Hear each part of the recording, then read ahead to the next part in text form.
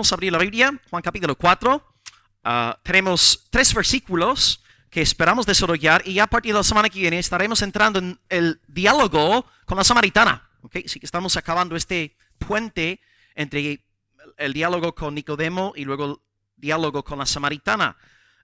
Juan 4, vamos a leer del 1 al 3. El título es ¿qué es el bautismo? ¿Okay? ¿Qué es el bautismo? Porque el tercer punto será el punto más fuerte de mensaje hoy. ¿Qué es el bautismo? Y vamos a leer ahora el texto. ¿Okay? Juan 4, del 1 al 3, leo el texto y luego doy una pequeña introducción. Dice la palabra de Dios.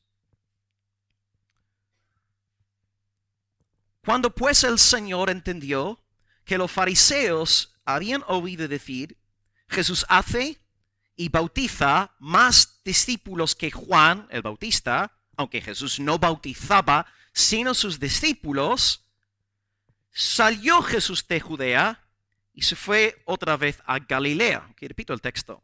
Cuando pues el Señor entendió que los fariseos habían oído decir, Jesús hace y bautiza más discípulos que Juan, aunque Jesús no bautizaba sino sus discípulos, Jesús salió de Judea y se fue otra vez a Galilea. Okay, introducción.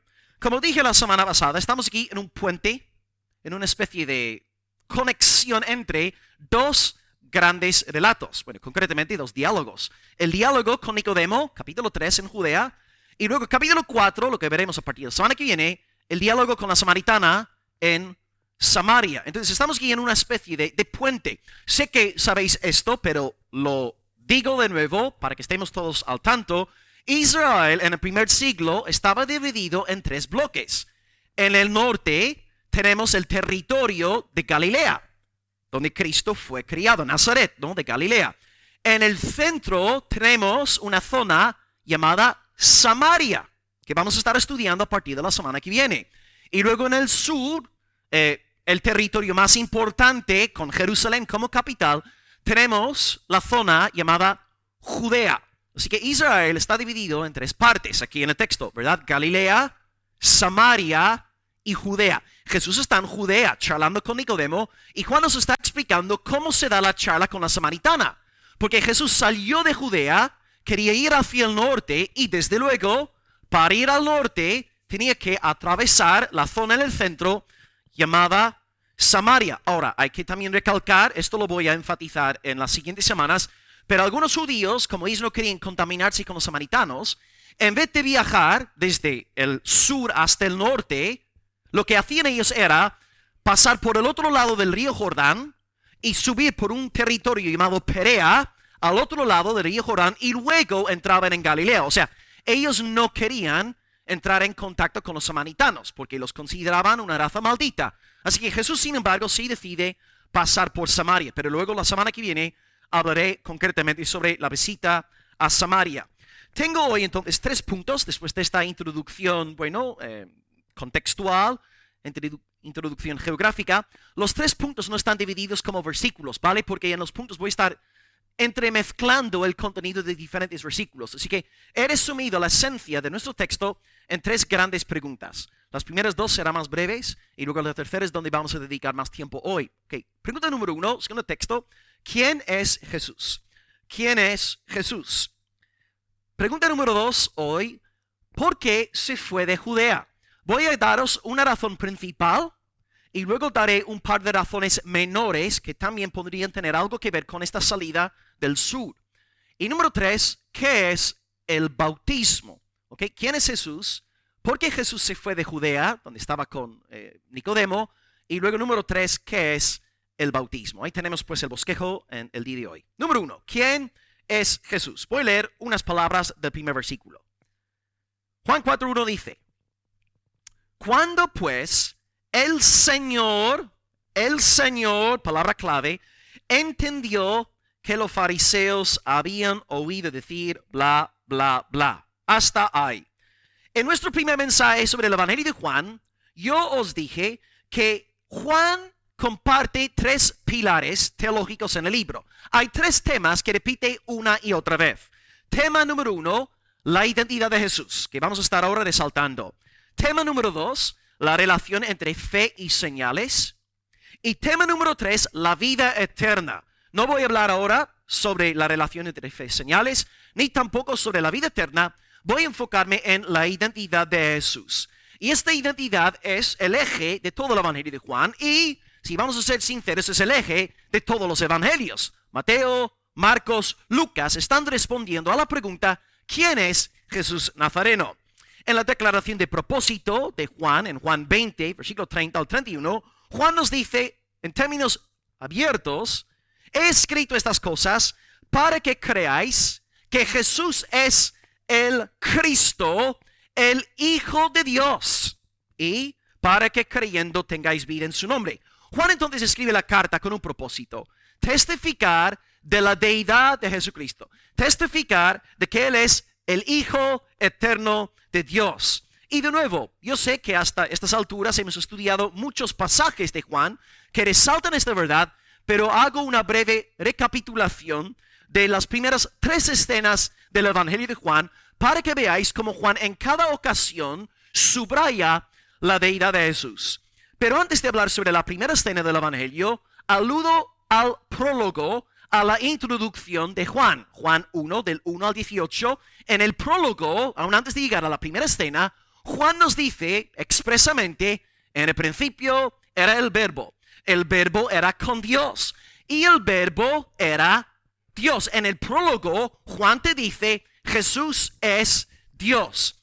Primera escena del Evangelio de Juan, que se extiende desde Juan 1, 19 al 34. Juan 1, 19 al 34. Juan el Bautista dice, en Juan 1, 30, Jesús es aquel de quien yo dije, después de mí viene un varón, el cual es antes de mí, porque era primero que yo. Y expliqué en aquel mensaje, Juan está testificando de la preexistencia de Cristo. Juan, según la carne, era mayor que Jesús. Pero Jesús es primero porque Él es el verbo que estuvo en el principio con el Padre. Entonces, en el prólogo está la deidad de Cristo. En la primera escena del Evangelio de Juan está la deidad de Cristo. Escena número 2 del Evangelio de Juan. Juan 1, del 35 al 51. Juan 1, 35 al 51. Jesús dice a Natanael, de aquí en adelante veréis el cielo abierto y los ángeles de Dios que suben y descienden sobre el Hijo del Hombre. Jesús está dando a conocer como el mediador, como el Dios hombre, como aquel que reconcilia los dos partidos. Los ángeles suben y descienden sobre él. Jesús de nuevo es divino, conecta el cielo con la tierra. Y luego en la tercera escena del Evangelio de Juan, tenemos el milagro de la conversión del agua en vino. Juan 2, del 1 al 12. Y vemos en aquel milagro cómo Cristo tiene autoridad sobre la creación. Algo que tú y yo, hermanos, no tenemos porque no somos Dios. Pero Jesús sí tiene autoridad sobre los elementos terrenales porque Él es el creador. Amados, lo que he hecho ahora es simplemente deciros lo que Juan nos enseña en el prólogo, en escena 1, escena 2, escena 3 y podría seguir multiplicando ejemplos. Juan quiere que tú sepas que Jesucristo, sí, amén, es un hombre, desde luego que sí, por supuesto, sí, pero más que un hombre, Él es Dios sobre todas las cosas. Entonces, con todo este trabajo que ya hemos hecho, hemos estado estudiando esta carta durante meses, llegamos a Juan 4:1 y nos dice el texto, cuando pues el Señor entendió. Ahora, Señor, aquí es muy interesante. Señor en griego es kurios. Y los judíos utilizaban el vocablo kurios para hablar de alguien muy especial. Y este alguien especial era su Dios. Tú tienes el Antiguo Testamento. A ver, iglesia, ¿en qué idioma fue escrito el Antiguo Testamento? Hebreo y secciones en arameo, por ejemplo, secciones de Daniel. Y luego la traducción griega del Antiguo Testamento al griego se llama la Septuaginta o la LXX. Y cuando el Antiguo Testamento hablaba del Señor, la versión griega del Antiguo Testamento llamaba el Señor de Israel Kurios. Llamaba a Dios Señor. Y ahora Juan lo que hace en el griego es aplicar el vocablo Kurios a alguien concreto en nuestro texto. cuando Juan dice, el Señor entendió, ¿de quién está hablando? De Jesús. ¿Veis lo que Juan está haciendo? Juan nos está diciendo que si sabemos leer, si sabemos interpretar aquí, ¿verdad?, las pistas, estamos viendo una vez más que Jesús es Dios. Él es el Señor. Aquí tenéis una cita del erudito neotestamentario César Vidal. Dice, curios implica una fórmula cultica propia de la divinidad. Curios implica una fórmula cultica propia de la divinidad. Al Juan tachar a Jesús de curios, nos está diciendo que Jesús es Señor sobre todas las cosas. Y por cierto, esto no tiene por qué entrar hoy en el sermón, pero os lo digo, en el libro de Apocalipsis, Juan dice que Jesús es Señor de señores. Y esta expresión está sacada textualmente de Deuteronomio 10:17. Y cuando Deuteronomio 10:17 dice que hay un Señor de señores, a ver si podéis adivinar de quién está hablando Deuteronomio 10:17. Del Señor Dios Todopoderoso. Él es el Señor de señores. Y viene Juan en el Nuevo Testamento diciendo que Jesús es Señor de señores. ¿Veis, hermanos? El Evangelio de Juan es como una gran pancarta diciéndonos, Jesús es Dios, el Dios hombre, el Verbo eterno. Entonces el Señor aquí, en el versículo 1, se entera de algo, se entera de que los fariseos habían oído decir, Jesús hace y bautiza más discípulos que Juan. ¿Cómo se enteró Jesús de este murmullo, lo que estaban diciendo los fariseos? Algunos creen que Jesús se enteró por medio de su omnisciencia. Por ejemplo, en Juan 2:25 dice que Jesús no tenía necesidad de que nadie le diese testimonio del hombre, porque él sabía lo que había en el hombre. Es cierto que Jesús puede conocer los pensamientos de sus detractores. Por ejemplo, cuando sanó y perdonó al paralítico, dijo a los líderes judíos, ¿por qué caviláis en vuestros corazones? O sea, Jesús sí puede conocer los pensamientos de las personas. Pero no creo que aquí, en este contexto, en este ejemplo concreto, Juan 4:1, no creo que haga falta apelar aquí a un suceso sobrenatural. Porque cuando Juan nos habla sobre milagros y obras sobrenaturales de Jesús, él siempre describe el milagro de tal manera que estamos conscientes de que hay un poder sobrenatural. Yo creo que aquí lo que está pasando es que Jesús simplemente habrá recibido algún tipo de informe. Alguien le habría dicho que los fariseos están diciendo esto sobre ti. No veo aquí ningún milagro en Juan 4:1. Pero Jesús aquí entonces se entera de que los fariseos están preocupados porque Jesús ahora se está haciendo más popular que Juan el Bautista. Jesús entonces hemos dicho que Él es el Señor. Tú no puedes confesar el señorío de Jesús si no tienes el Espíritu Santo. 1 Corintios 12, versículo 3. Nadie puede llamar a Jesús Señor si no es por el Espíritu Santo. ¿Creéis que Jesús es el Señor? Aleluya, el Espíritu Santo está aquí. El Espíritu Santo está entre nosotros y el Señor se entera de una murmuración. Así que esto es lo que estamos viendo y recalco que no creo que se trate aquí de ningún milagro. Entonces, amados, para acabar el primer punto, como iglesia tenemos que tener bien clara la doctrina de la plena deidad de Jesús. Y os dejo con esta cita. Juan 8:24. Jesús se dirige a los judíos diciendo, si no creéis que yo soy, moriréis en vuestros pecados. Si no creéis que yo soy, moriréis en vuestros pecados. Cuando Jesús dice yo soy, ¿qué está diciendo? Él es Dios. Éxodo 3:14. Yo soy, me ha enviado. Yo soy es el Dios de Israel. Así que todos aquí en esta mañana tenemos que creer en la humanidad de Jesús, pero simultáneamente en la plena deidad de Cristo. Porque si Cristo no fuera Dios, no podría ser Salvador. Porque ¿quién puede salvar sino Dios? Cristo es Dios. Y si tú crees en su humanidad, si tú crees en su deidad, el Espíritu Santo mora en ti. Eres un trofeo, eres una conquista de la gracia soberana de Dios. Así que hoy, hermanos, creed en Cristo, exaltad a Cristo. Y si no sois salvos, tenéis que confesar fe en su plena humanidad y en su plena deidad. Cristo es hombre, Cristo es Dios. Bendito sea su nombre por los siglos de los siglos. Amén. Ok, iglesia, primer punto acabado. hemos visto que Jesús, en cuanto a la pregunta, ¿quién es Jesús? Jesús es Dios. Jesús es Dios. ¿Es hombre? Amén. Pero también es Dios. El Señor, el Curios, oyó lo que los fariseos estaban diciendo. Ahora, la segunda pregunta en esta mañana.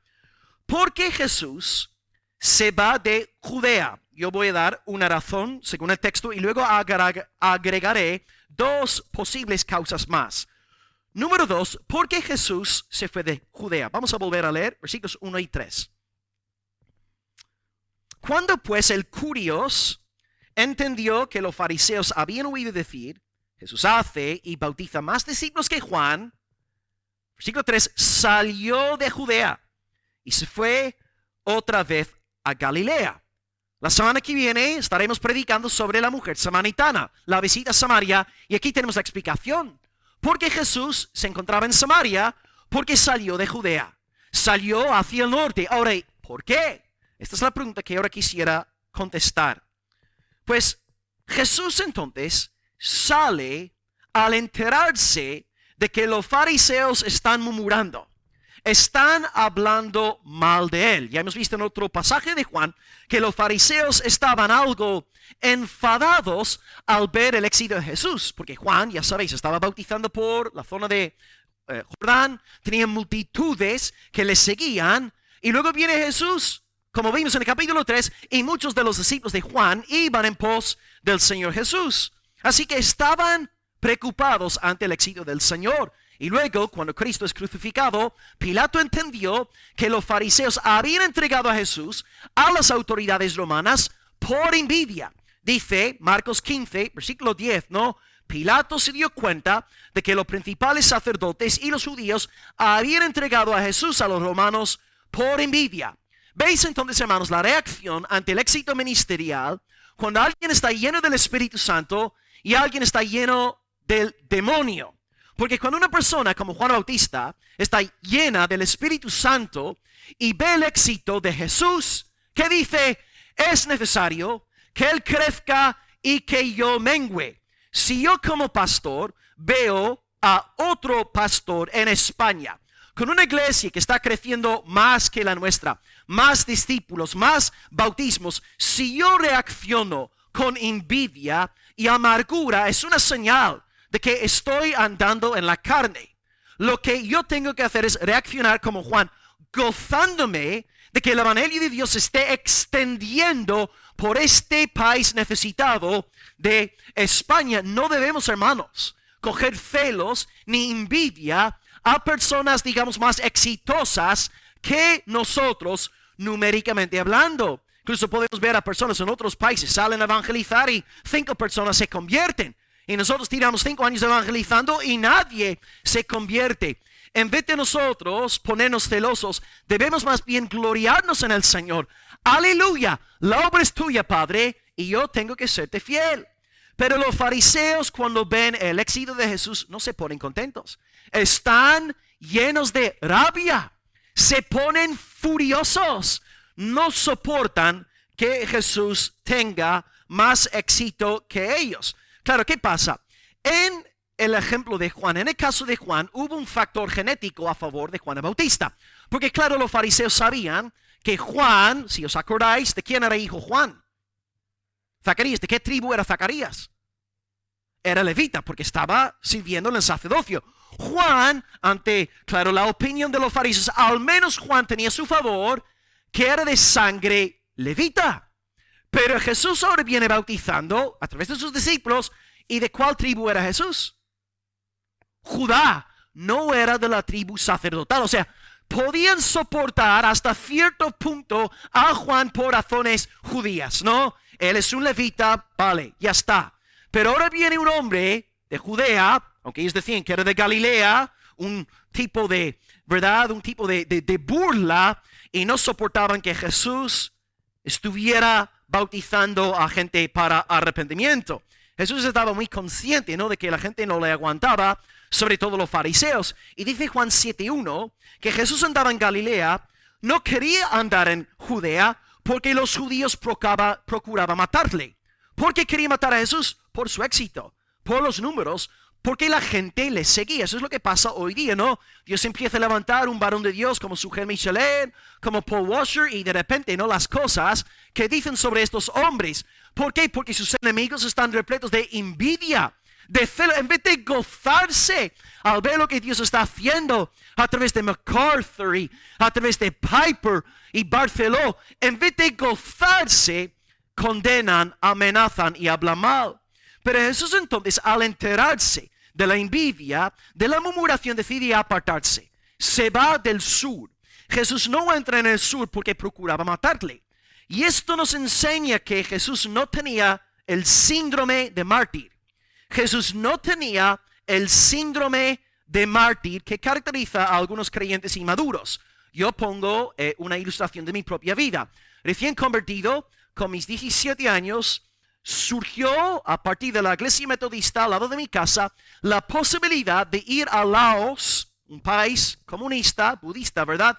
Una oportunidad para ir a Laos con el fin de llevar Biblias de manera ilegal, ¿no? A las personas de aquel país. Y yo, con este síndrome de mártir, yo quería ir a Laos. No es que estuviera buscando la voluntad, clamando a Dios. Yo quería ir a Laos, quería que me metiesen en la cárcel, quería ser yo martirizado para que la gente dijese que yo era un gran hombre de Dios, un joven conforme al propósito del Señor. Estaba leyendo en la preparación para este mensaje que Laos sigue siendo un país bastante peligroso. Está en la lista de Puertas Abiertas, número 22, y aquí tenéis una cita que he sacado del informe más reciente de Puertas Abiertas. Dice que en Laos, que está cerca de la China, las actividades cristianas están fuertemente vigiladas por las autoridades comunistas, incluyendo las de las iglesias registradas, especialmente en las zonas rurales. Las iglesias en las casas se ven obligadas a reunirse en la clandestinidad, ya que son consideradas como reuniones ilegales. No está mal ir a Laos a predicar la palabra de Dios, pero reconozco que no estaba buscando la voluntad del Señor. Era carne, era algo supuestamente espiritual. Ir a Laos, ¿no? Repartir Biblias, ir a la cárcel, ser martirizado. Pero la motivación era carne, no era una motivación del Señor. Cristo aquí no juega con fuego. Cristo aquí sabe que quieren lincharle y por lo tanto sale del sur yendo hacia el norte. Os voy a poner otro ejemplo. Jesús no tiene un síndrome de mártir. Ejemplo número 2 es Mateo 24, versículo 15 y luego también el versículo 16. Jesús aquí está hablando sobre la destrucción del templo en el año 70. Jesús dice a los discípulos: cuando veáis en el lugar santo la abominación desoladora de que habló el profeta Daniel, entonces los que estén en Judea huyan a los montes. Lucas explica que la abominación desoladora es la presencia de ejércitos gentiles en la santa ciudad y en el templo. Los discípulos de Jesús entonces en el año 70, al ver las tropas de Tito llegar, tenían que acordarse de la profecía que Jesús dio 40 años antes. Tenían que salir de Judea huyendo para salvarse la vida. Jesús no les dijo: quedaos en Jerusalén, sed mártires para mi causa. Él dice: cuando veáis la abominación desoladora, salid de Judea huyendo. Históricamente hablando, gracias a Dios, una comunidad cristiana fue en efecto salvada porque la comunidad hizo caso a lo que el Señor Jesús dijo. No debemos, hermanos, tener un síndrome de mártir. No nos metemos en el fuego aposta. Ahora bien, hay momentos cuando sí tenemos que sufrir. Jesús sabía que su hora llegaba, pero no iba a jugar con fuego hasta no llegar la hora estipulada, asignada por el Padre. Una cosa es sufrir en la voluntad de Dios, otra cosa es sufrir por carne, por motivaciones humanas, así de sencillo. Y aquí tenemos que evocar, hermanos, el sexto mandamiento: no matarás, no matarás. El puritano Thomas Watson tiene un libro entero en castellano, de hecho, llamado Los 10 Mandamientos. Se puede descargar, por cierto, gratis en PDF, un tomo magnífico. Y una de las aplicaciones que saca del sexto mandamiento es la siguiente: honramos el sexto mandamiento, no matarás, cuando no nos metemos en situaciones peligrosas que podríamos evitar. Hay momentos cuando tienes que meterte en situaciones peligrosas. Tu hijo se cae y está en el agua, el pobre no sabe nadar, tú como padre es tu deber meterte, salvar a tu hijo, aunque ahogues, no aunque te ahogues en el proceso, tú tienes que defender a tu hijo. Uno tiene que hacerlo. Pero estamos hablando aquí, hermanos, de ser necios, de ser insensatos, de ir casi provocando situaciones peligrosas para nuestras vidas. Ejemplos, no todos aquí, muchos de vosotros conducís el coche, ¿no? Nosotros tenemos que respetar las leyes de velocidad del país. Si no respetamos las leyes, número uno, estamos rompiendo la ley. Eso es hacer algo ilegal. Esto no glorifica a Dios en un creyente. Número dos, doble pecado. Estamos poniendo nuestra vida en peligro y también las vidas de otros conductores. Número tres, si tenemos marido, si tenemos mujer, si tenemos niños que van también en el coche con nosotros, triple pecado. No debemos, hermanos, jugar con fuego.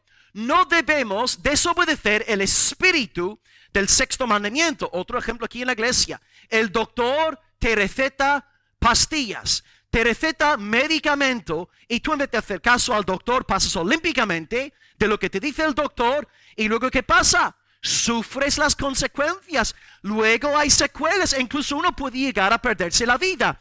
No estás respetando el cuerpo que Dios te ha dado. Si Dios pues nos ha dado su gracia común, su misericordia común, hermanos, debemos cumplir con estas cosas en el espíritu del sexto mandamiento. Fijaos incluso otro ejemplo. Estoy pensando ahora en la natividad. Jesús nace y cuando Jesús nace hubo un rey que quiso matarlo. Herodes, ¿no? El famoso, el archiconocido Herodes. Y el ángel le dice a José, José, toma a la madre del niño, toma al niño y huye a ¿dónde?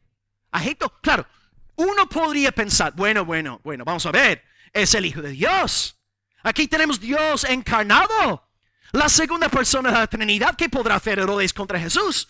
¿Ves? La mentalidad no es, bueno, ya que Dios es soberano, no vamos a orar. Ya que Dios es soberano, no vamos a evangelizar. Ya que Dios es soberano, no vamos a vivir en santidad. No, Dios es soberano, consiguientemente obedecemos sus mandamientos.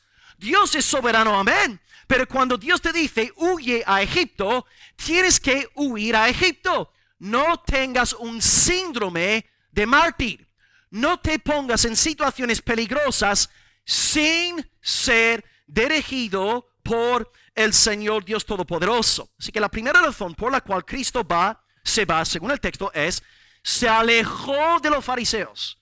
Sabía que ya estaban tramando su muerte, como expliqué con mi cita de Juan 7:1. Sabía muy bien lo que iban a hacer con él. Y ahora voy a agregar rápidamente dos razones menores más que podemos interpretar al leer todo el Evangelio de Juan y los restantes evangelios. Ahora lo que voy a decir, estos dos puntos ya no están en el texto, pero creo que podemos sacar estas explicaciones a partir del resto de la Biblia. Número uno, se va por los fariseos.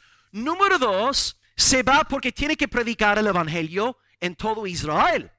Jesús dice dos veces en Mateo, yo he sido enviado a las ovejas perdidas de la casa de Israel. Está en Judea. Está predicándole a Nicodemo, a los que están en la fiesta. Pero Jesús no dice, fui enviado a las ovejas perdidas de la casa de Judá. Yo fui enviado a las ovejas perdidas de la casa de Israel. Todo el país. Y menuda casualidad, la semana que viene Jesús estará predicando por la zona de Samaria. Judea es importante, amén. Pero también tenemos que predicar en otros sitios. Aplicación para la iglesia. Almería, amén, hay que predicar en Almería, pero no olvidarnos de otras zonas, otras regiones. Así que la segunda razón, Jesús tenía que predicar en todo el país. Y número tres, se me ocurre este tercer punto, porque al ser predicador, ¿verdad? Intento, ¿no? A veces uno piensa, cuando tiene mente de predicador y pastor, piensa de otra forma, ¿no? Número tres, creo que Cristo tampoco quería perjudicarle a Juan Bautista. Porque si os fijáis en lo que dijimos en el capítulo 3, poco a poco iban surgiendo, ¿verdad?, comentarios inapropiados. Se estaba creando una tensión entre algunos seguidores de Juan Bautista, los seguidores de Jesús. Y creo que Jesús, con gran sabiduría, decidió dejar a Juan en el sur con su ministerio predicando para que no hubiera ningún tipo de tensión innecesaria. Y Jesús dice, mira, tengo aquí a Juan. Juan está predicando el reino, está bautizando, está anunciando mi llegada. yo puedo ir al norte, seguir predicando en la libertad del Espíritu Santo. Así que 3 razones que podríamos, hermanos, extraer para explicar esta salida del sur. Razón número 1, bueno, lo que el texto nos dice, por los fariseos. Los fariseos ya le habían cogido manía. Razón número 2, porque Jesús tenía que predicar en todo Israel, no solamente Jerusalén, no solamente Judea. Y razón número 3, creo yo, Jesús estaba también evitando tensión innecesaria entre Juan el Bautista y su propio ministerio. Jesús entonces sale del sur y ahora vamos a dedicar el mayor tiempo de la predicación hoy a este tercer punto, que es el bautismo. ¿Qué es el bautismo? Así que número 1, ¿quién es Jesús? Es el Dios hombre. Número 2, ¿por qué se va de Judea? 1, los fariseos. 2, la predicación a todo Israel. Número 3, no fomentar más tensión innecesaria entre los seguidores de Juan y sus propios seguidores. Ahora número 3, espero que nadie se asuste. Bueno, lo que voy a hacer es, voy a citaros el catecismo de la Iglesia Católica en este tercer punto. No tengáis miedo, no estoy para nada haciendo apología de la Iglesia Católica, pero lo que quisiera hacer ahora, hermanos, es enfocarme en versículos 1 y 2. Está escrito, Jesús hace y bautiza más discípulos que Juan, aunque Jesús no bautizaba sino sus discípulos. Voy a defender la doctrina bíblica del bautismo. Antes de hacerlo, quiero que veáis la enseñanza católica, porque vais a entender la reacción evangélica contra los errores de la Iglesia Católica. O sea, no estoy para nada animándoos a, ¿verdad?, descargar los sermones del Papa, ni mucho menos. Estoy leyendo el catecismo con el fin de corregir bíblicamente hablando, ¿no?, lo que está escrito en el catecismo de la Iglesia Católica. Por cierto, antes de empezar, yo sé que dije esto en un sermón hace como un mes. Juan bautiza directamente, Jesús, según el texto, bautiza indirectamente. Jesús bautiza a 3 de sus seguidores. Esto significa que Jesús es mayor que Juan. Así que podéis ahí apuntar de nuevo. En Éfeso algunos pensaban que Juan el Bautista era el Mesías. Entonces Juan está revelando que Jesús es mayor que Juan. ¿Okay? Juan bautiza directamente, Jesús indirectamente, él es superior. Ahora, la doctrina del bautismo. Jesús aquí bautiza por medio de sus discípulos. La diferencia entre la Iglesia evangélica y la católica en cuanto al bautismo es que la Iglesia católica cree que el bautismo es necesario para salvación. Según la Iglesia católica, vamos a ver, es de la esencia de la salvación. El bautismo, como citaré ahora, el bautismo literalmente te salva. Te da un nuevo nacimiento y te limpia de todo pecado. Nosotros los evangélicos entendemos que la salvación es labrada únicamente por el Dios Trinitario, Padre, Hijo, Espíritu Santo. El bautismo es una señal, es un símbolo que testifica de lo que el Dios Trinitario ya ha hecho en nosotros. No atribuimos, hermanos, valor salvador al agua bautismal. Esto en esencia resume nuestras diferencias. Voy a citaros entonces 5 o 6 pasajes directamente del Catecismo de la Iglesia Católica. Cito en primer lugar artículo 1213. Dice el Catecismo de la Iglesia Católica. Espero que nadie diga amén a partir de ahora. Por el bautismo somos liberados del pecado y regenerados como hijos de Dios. Si eres evangélico y acabas de leer esta frase, es que tienes escalofríos en el cuerpo. Es que esto te parece, ¿verdad?, blasfemia, ¿no? Lo leo de nuevo. Por el bautismo somos liberados del pecado y regenerados. Regenerar significa nacer de nuevo, ¿no? Somos nacidos de nuevo como hijos de Dios. Hay algo dentro de nosotros que dice, no.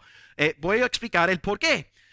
1250 dice, puesto que nacen con una naturaleza humana caída y manchada por el pecado original, los niños necesitan el bautismo, los niños necesitan el nuevo nacimiento en el bautismo para ser librados del poder de las tinieblas y ser trasladados al dominio de la libertad de los hijos de Dios. Ok, los niños nacen en pecado, amén, son hijos de Adán, amén, pero necesitan el bautismo para nacer de nuevo y ser perdonados. No, lo siento, esto ya no es bíblico.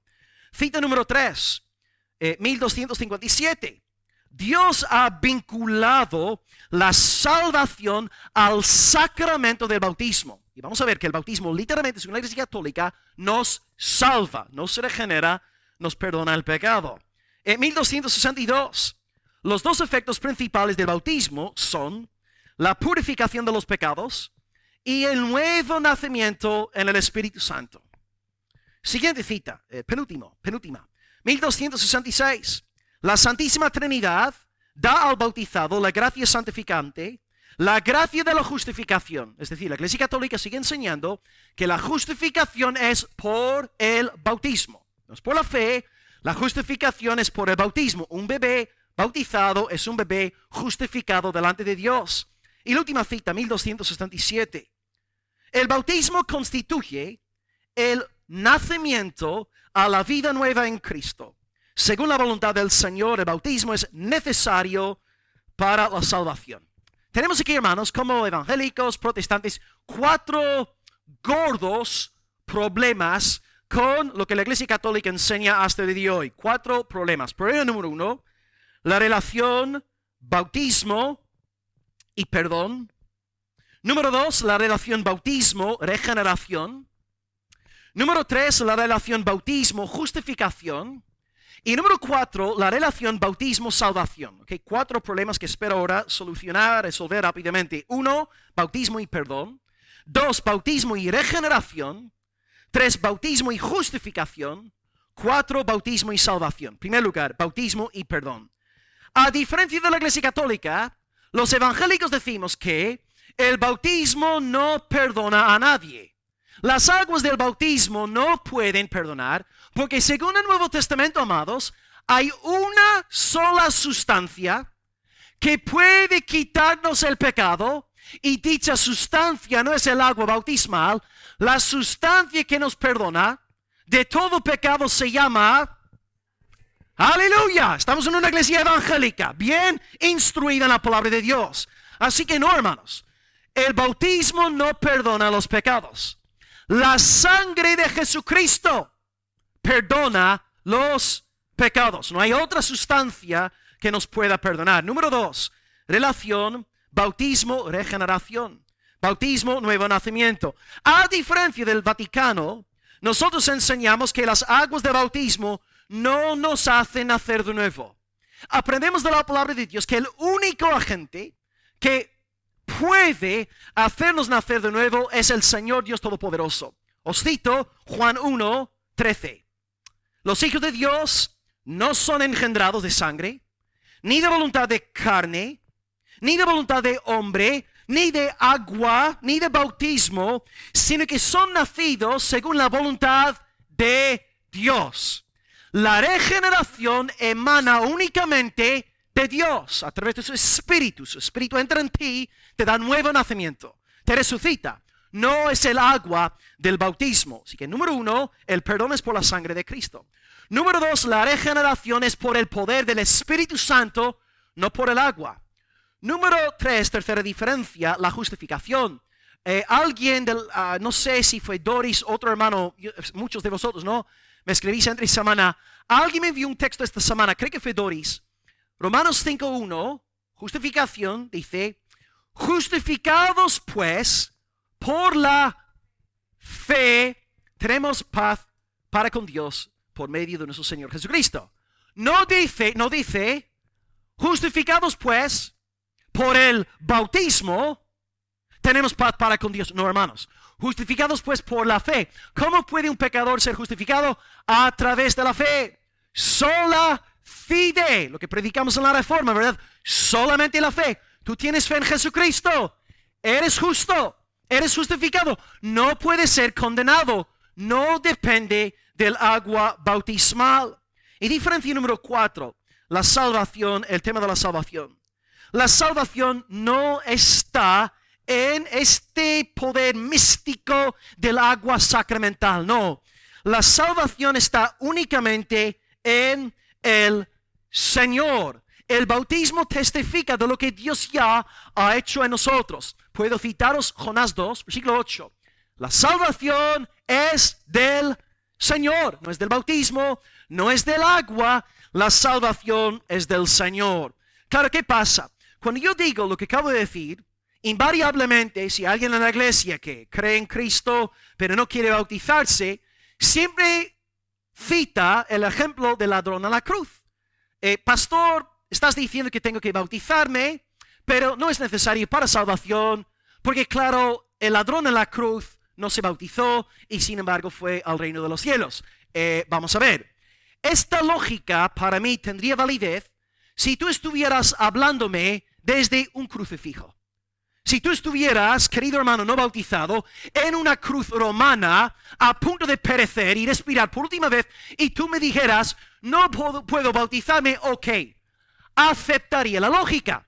Pero a lo mejor mis ojos me están engañando, pero yo ahora mismo os veo, a Jessica, ¿verdad, Paqui? Os veo sentaditos, ¿verdad? Estáis cómodos, tenéis aire acondicionado, estáis en un aula, en una iglesia muy bonita, estáis tranquilos. Yo no veo aquí a nadie crucificado.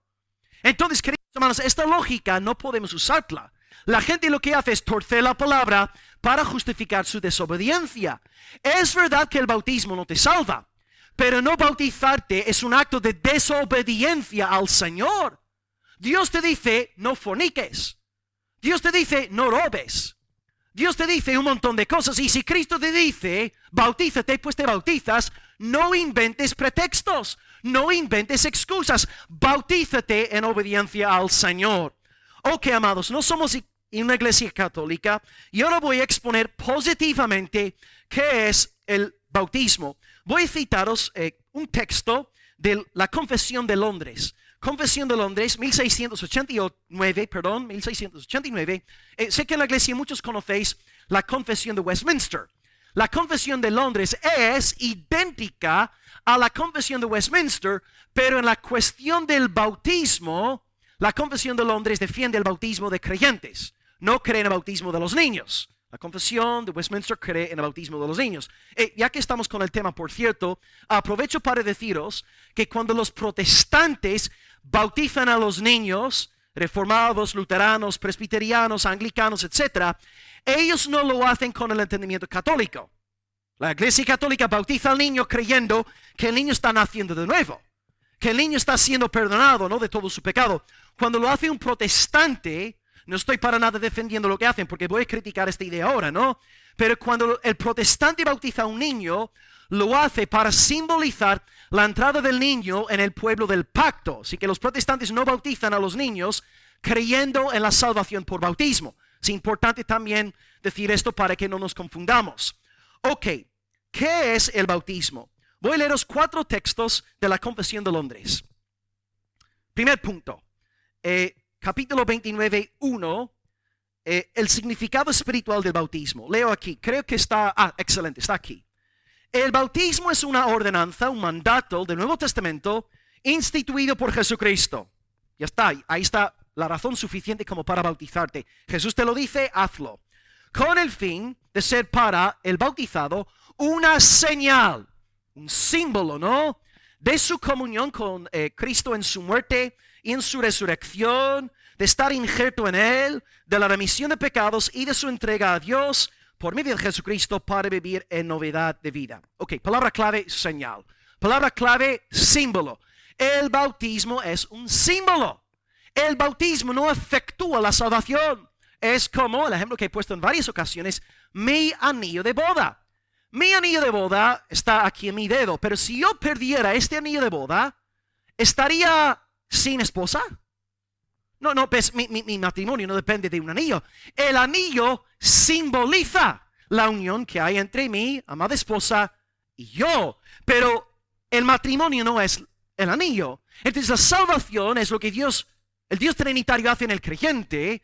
Y el bautismo simboliza, el bautismo no es la salvación, simboliza el pacto que hay entre Dios y el creyente. Así que en primer lugar, ¿qué enseñamos los evangélicos?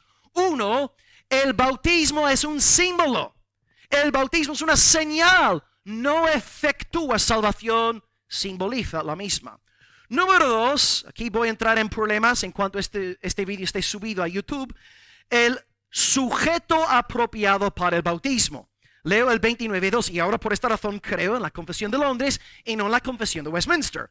El sujeto apropiado para bautismo dice: los que realmente profesan arrepentimiento para con Dios y fe en nuestro Señor Jesucristo y obediencia a Él son los únicos sujetos adecuados de esta ordenanza.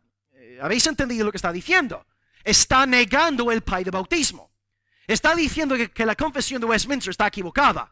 No debemos bautizar a los párvulos, a los bebés, a los niños. Debemos bautizar a creyentes. Y ahora, hermanos, os hago regresar a nuestro texto. Juan 4:1 dice, Jesús hace y bautiza más discípulos.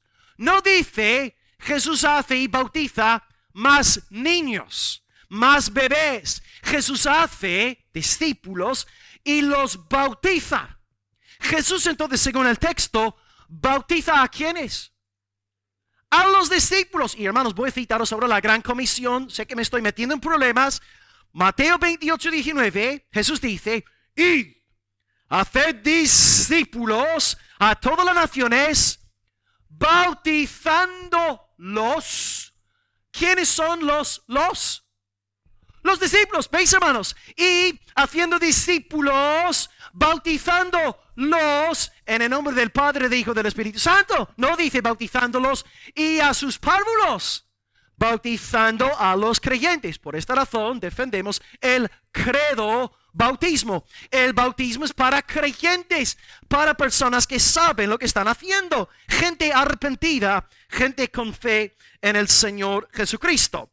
Pero lo que muchas veces dicen es que no, hay que entender que en el Nuevo Testamento el bautismo es idéntico a la circuncisión del Antiguo Pacto. Y claro, los niños del Antiguo Pacto, ya que tuvieron que ser circuncidados, pues nosotros tenemos que también bautizar a nuestros bebés. Pero hay varios errores en esta manera de pensar. En primer lugar, al decir que la circuncisión es idéntica al bautismo, problema número uno es que, según el Antiguo Testamento, ¿quiénes fueron circuncidados? No es una pregunta étnica, una pregunta sexual. ¿Y las niñas qué? ¿Las niñas fueron circuncidadas? No. Pero las iglesias protestantes que bautizan a los bebés, bautizan a los varoncitos, y también si Chloe y Grace fueron miembros de su iglesia, estarían las dos por debajo de las aguas. Entonces vamos a ver, si la circuncisión es idéntica al bautismo, ¿por qué bautizan a niñas? Si en el Antiguo Testamento no circuncidaban a las niñas. Problema número dos con esta forma de razonar. El propio Antiguo Testamento nos dice que el nuevo pacto no es idéntico al antiguo. Jeremías 31 dice, a partir del 31 en adelante hasta 34, que Dios, ya que su pueblo había violado el antiguo pacto, Dios iba a hacer un nuevo pacto. Y en este nuevo pacto todos me conocerán. En el Antiguo Testamento muchas personas fueron circuncidadas que no conocieron al Señor. Pero en el nuevo pacto, en la sangre de Cristo, todos los miembros de Cristo tienen conocimiento de Dios. Todos conocemos al Señor. Todos me conocerán. Pero no fue así en el Antiguo Testamento, como cité en el culto de oración el jueves. No todo Israel es Israel. Muchos de los israelitas, según la carne, eran unos apóstatas, réprobos, hijos del diablo. Pero en un nuevo pacto, todo el pueblo de Cristo conoce al Señor. Los dos pactos no son idénticos. Tercer problema con esta forma de razonar. El nuevo pacto es espiritual, no nacional. Ahora lanzo la pregunta étnica. ¿A quién iba dirigido el antiguo pacto? A los judíos, a la nación de Israel. Dios se llama Abraham, Isaac, Jacob. Pero en el nuevo pacto entran los gentiles. Gloria a Dios. Por medio de fe en Cristo, los gentiles nos convertimos en hijos e hijas de Abraham. Entonces, tercer problema con esta lógica es que el nuevo pacto es espiritual, no étnico, no nacional. Y el cuarto problema, y esta es la pregunta que siempre hago cuando me topo con un hermano que intenta convencerme del bautismo de los niños, es, en la práctica, todas las iglesias protestantes que yo conozco, que bautizan a los niños, no permiten que los niños, ni que los jóvenes hasta cierta edad, no permiten que participen de la mesa del Señor. Todas las iglesias protestantes que yo conozco que bautizan a peques no permiten que los niños participen de la mesa del Señor.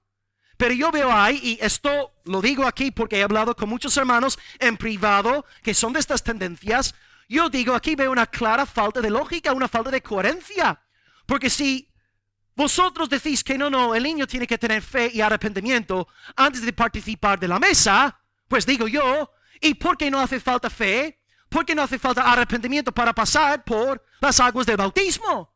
Entonces, ¿por qué vais a permitir al niño ser bautizado, pero luego no permitir que participe de la mesa del Señor? Veis, hermanos, incluso la propia lógica, en mi humilde opinión, ¿verdad?, para mí no cuadra. Y digo esto públicamente porque he hablado con muchos hermanos a quienes amo, incluso a pastores, que de nuevo saco estos argumentos cuando hablo con ellos. En esencia, ¿qué estoy diciendo? Entiendo que bíblicamente hablando, el bautismo no es para niños.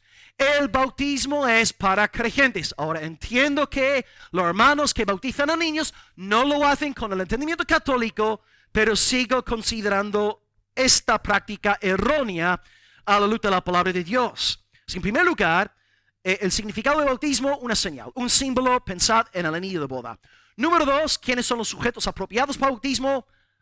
Personas con, no quiero poner una edad concreta, pero personas que saben lo que están haciendo. Personas arrepentidas, personas con fe, personas que están conscientes. Número 3, penúltimo subpunto. No.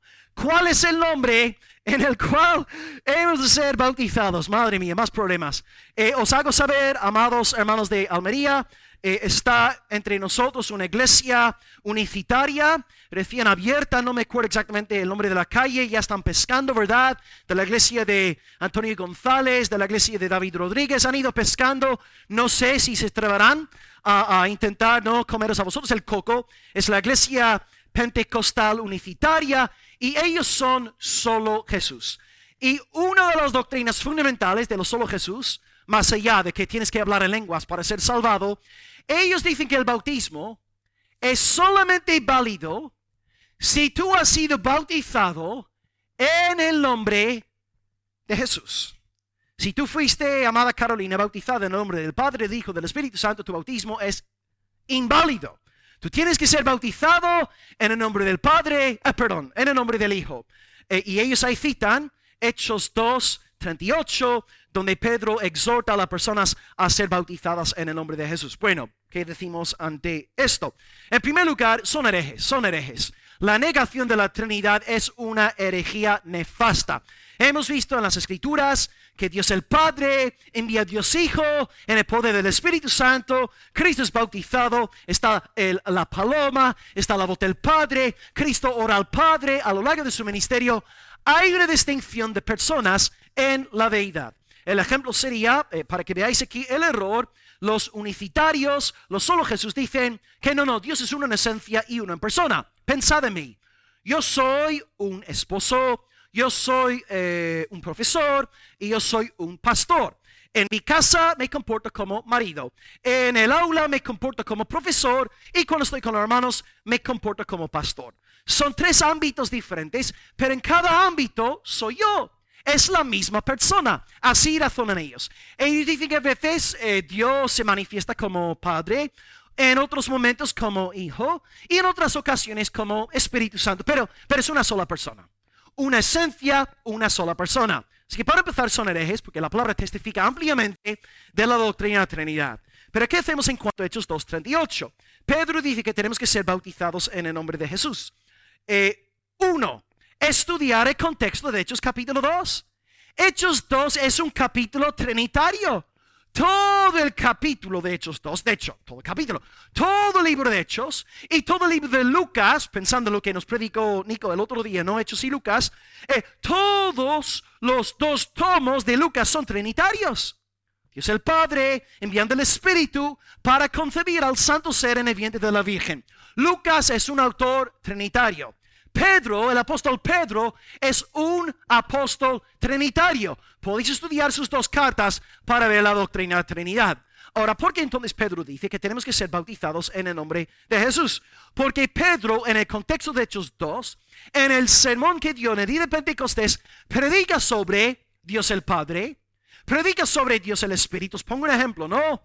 Cuando ve la manifestación de las lenguas, dice a los detractores, esto es aquello que fue profetizado por Joel cuando dijo, en los postreros días, dice, el Señor, derramaré de mi Espíritu sobre vosotros. ¿Veis? Pedro en el sermón está presuponiendo doctrina trinitaria. El Padre ha enviado al Espíritu, y si seguís luego leyendo, dice que este Padre, según las promesas del antiguo pacto, ha levantado al Hijo de la muerte, como escrito está, no dejarás mi alma en el Seol, ni permitirás que tu santo vea corrupción. Hermanos, el sermón es un sermón trinitario. Pedro presupone Dios el Padre, Dios el Hijo y Dios el Espíritu Santo. Por eso no hace falta que diga en Hechos 2:38, sed bautizados en el nombre del Padre, del Hijo, del Espíritu, porque todo el contexto es netamente trinitario. Y es más allá de esta observación número 2, Cristo mismo nos dice en la Gran Comisión, Mateo 28:19, y bautizándolos en el nombre del Padre y del Hijo y del Espíritu Santo. Ahora no hay ninguna tensión entre Pedro y Jesús, pero si hubiera tensión entre Pedro y Jesús, pues tenemos que hacer caso a Jesús. Pero Pedro de nuevo está presuponiendo doctrina, teología trinitaria. Entonces, amados, somos bautizados en el nombre de la Trinidad. Y cuando alguien en una iglesia trinitaria es bautizado solamente en el nombre de Jesús, el bautismo es válido, porque ya que la iglesia es trinitaria y cree en la Trinidad, se sobreentiende que el bautismo se está realizando en el nombre del Dios trinitario. Aunque yo creo que, no quisiera ser legalista, pero creo que es más correcto siempre bautizar diciéndolo explícitamente para que no haya confusión, para que nadie salga del culto un poco, esta iglesia cree en la Trinidad o no. Así que por eso, hermanos, en nuestra iglesia bautizamos en el nombre del Padre, del Hijo, del Espíritu Santo. Así que en respuesta a la tercera pregunta, ¿en qué nombre bautizamos? En el nombre del Padre, del Hijo, del Espíritu Santo. ¿Qué hacemos con Hechos 2:38? Pues lo explicamos en su contexto trinitario, un apóstol trinitario. Y finalmente, número 4, más problemas para el pastor. ¿Cuál es la forma correcta del bautismo? De nuevo, hay evangélicos que bautizan por aspersión, ¿verdad? Viene Jessica, saco mi botella de zumo de zanahoria y bendigo a la hermana en el nombre de la Trinidad, y para ellos esto es bautismo. Estamos aquí, hermanos, en la esfera de doctrinas secundarias. No vamos a condenar a nada, hay que ser maduros, no hay que tampoco matarnos ni mordernos los unos a los otros por estas cuestiones. Pero como os expliqué hace como un mes en un culto cuando tocamos el tema del bautismo, yo os di 3 argumentos para defender el bautismo por sumersión, inmersión. Ya que fue hace un mes, os pregunto, a ver si os acordáis, ¿algún hermano se acordaría de algún punto que di de los 3 argumentos a favor en pro de este bautismo por sumersión? Ok, tenemos número 1, los ejemplos bíblicos donde hay personas bautizadas, donde hay muchas aguas. Por ejemplo, podéis apuntar Marcos 1:10, en efecto Jesús mismo siendo un buen ejemplo. Juan el Bautista bautizando donde había mucha agua. Claro, si Juan bautizaba con una botella de agua, ¿para qué hay muchas aguas? No harían falta, ¿entendéis? Así que número 1, los ejemplos bíblicos. No vemos ningún bautismo por aspersión, ok, un argumento, sí. ¿Otro? Simbólicamente hablando, Romanos 6, 3-4, el bautismo simboliza la muerte, sepultura y resurrección de Cristo. Entonces, si yo le echo a Carmen, ¿verdad? El agua encima, no veo este simbolismo. Yo no veo muerte, sepultura ni resurrección. Pero si cogemos a Carmen, ¿verdad? Por abajo. Yay, Juan Frank contento, ¿no? Aleluya, te ayuda, Will. Carmen por debajo del agua, muerte, la sostenemos ahí, sepultura y luego la hermana, ¡oh! Resurrección. O sea, si el bautismo es por sumersión, se aprecia pictóricamente el simbolismo, cosa que se pierde en la aspersión. De nuevo, no estamos condenando a nadie, pero argumentando bíblicamente. Así que número 1, los ejemplos. Número 2, el simbolismo. Y el tercer argumento. Muy bien. el verbo bautizar en griego, baptizo, que significa literalmente sumergir, sumir, ¿verdad? Juan el Bautista, Juan el sumergidor, Juan el que sumerge. Tenéis 3 argumentos bíblicos, pues. Porque en esta iglesia bautizamos por inmersión. Número 1, los ejemplos bíblicos. Número 2, el simbolismo. Y número 3, el verbo griego baptizo, que es traducido textualmente como sumergir. Exactamente. Así que, queridos hermanos, espero haber aclarado este asunto en esta mañana. ¿Por qué bautizamos? Pues número 1, porque es una señal. Bautizamos a los adultos porque entendemos que es para personas que saben lo que están haciendo. También entendemos que hay que bautizar en el nombre del Dios Trinitario, aunque un bautismo en el nombre de Dios el Hijo en una iglesia trinitaria sería un bautismo válido, correcto. Y número 4, hemos dicho que bautizamos por sumersión, no por aspersión, por las razones nombradas. Los ejemplos bíblicos, el griego y también el simbolismo, muerte, sepultura y resurrección. Así que, amados, después de todo lo que hemos estudiado en esta mañana, podemos ahora acabar este puente entre Nicodemo y la mujer samaritana. Como vamos a estar bastantes semanas con la samaritana, os animaría a estar leyendo en casa a lo largo de los próximos domingos este capítulo en casa y luego entre semana, por favor, como hacéis conmigo, si tenéis dudas, cosas que a lo mejor os gustaría que yo aclarara en las predicaciones sobre la samaritana, si tenéis dudas, sería bueno que me hagáis llegar estas dudas antes de que suba al púlpito en los próximos domingos, ¿no? Porque a lo mejor hay cosas en el texto que no he visto, que a lo mejor estáis viendo y tenéis dudas y puedo ayudaros en este sentido según la ayuda del Señor. Pero vamos a acabar antes de llegar a la conclusión diciéndoos una vez más, el bautismo entonces es para el pueblo de Dios, y si vosotros estáis aquí en esta mañana y si no habéis sido bautizados, os recuerdo que estáis en rebeldía, estáis en desobediencia, tenéis el corazón endurecido y mucho cuidado con posponer tu desobediencia a Dios. Porque cuando empiezas a poner excusas y pretextos para no obedecer al Señor, la próxima vez se te hará más fácil deshacerte del mandamiento del Señor. Mucho cuidado con esto. A todo lo que estáis aquí en esta mañana, creyentes en el Señor, que no habéis sido bautizados, os recuerdo que estáis pecando, estáis en desobediencia y es vuestro deber ser bautizados en honor al Salvador Jesucristo. Seamos pues bautizados. Y vosotros pues si estáis aquí en esta mañana y no sois salvos, clamad a Cristo, confiad en su sangre, Él perdona nuestro pecado y después de ser salvado por Él, es vuestro deber pasar por las aguas del bautismo. Amén. Amén. Ok, hermanos, concluimos el sermón y luego oramos al Señor. Y esta semana no vamos a subir la predicación a las redes sociales. Sí, pobre pastor, no, madre mía. Ok, repito lo que hemos estudiado hoy. Número 1, ¿quién es Jesús? Jesús es el Señor. Jesús es el Curios. Jesús es Dios. Lo he dicho 100,000 veces.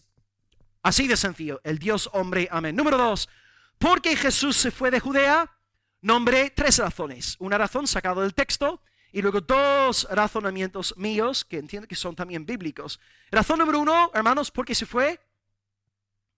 Por los fariseos, no tenía síndrome de mártir, no quería meterse en el fuego si no fuera la voluntad del Padre. Ok, y las otras 2 posibles razones. Muy bien, tenía que predicar en toda la nación y exactamente, no provocar tensión ministerial entre Juan y su propio ministerio. Y número 3, hemos acabado hablando sobre autismo. Empecé leyendo varios textos del Catecismo de la Iglesia Católica diciendo que el bautismo no equivale a perdón, no equivale a regeneración, no equivale a justificación, no equivale a salvación. Las aguas de bautismo no son mágicas. Y luego lo que hice fue citar la Confesión de Londres, donde vimos que el bautismo es una señal, un símbolo. Pensad en el anillo de boda. Número 2, vimos que el bautismo es administrado a los adultos, a los que saben lo que están haciendo, no a los peques. Número 3, vimos que el bautismo se celebra en el nombre del Padre, del Hijo y del Espíritu Santo. Cuidado pues con las iglesias unicitarias que son sinagogas de Satanás, no son iglesias. Y número 4, el modo correcto del bautismo es por inmersión, sumersión, no por aspersión. Pero entendemos que es una doctrina secundaria. Así que, iglesia, ¿todo ha quedado claro? Sí, ¿habéis entendido la enseñanza? Pues gloria al Señor. Así que a partir de esta semana estaremos con la Samaritana. De nuevo estar en casa leyéndolo, disfrutando del pasaje y que Dios siga bendiciendo la iglesia a través de la exposición de la verdad de Dios. Amén. Oremos al Señor. Gloria a Dios. Y yo tengo ganas de volver a bautizarme después del culto de hoy. Aleluya. Amén. Gloria a Dios. En agua caliente. Amén.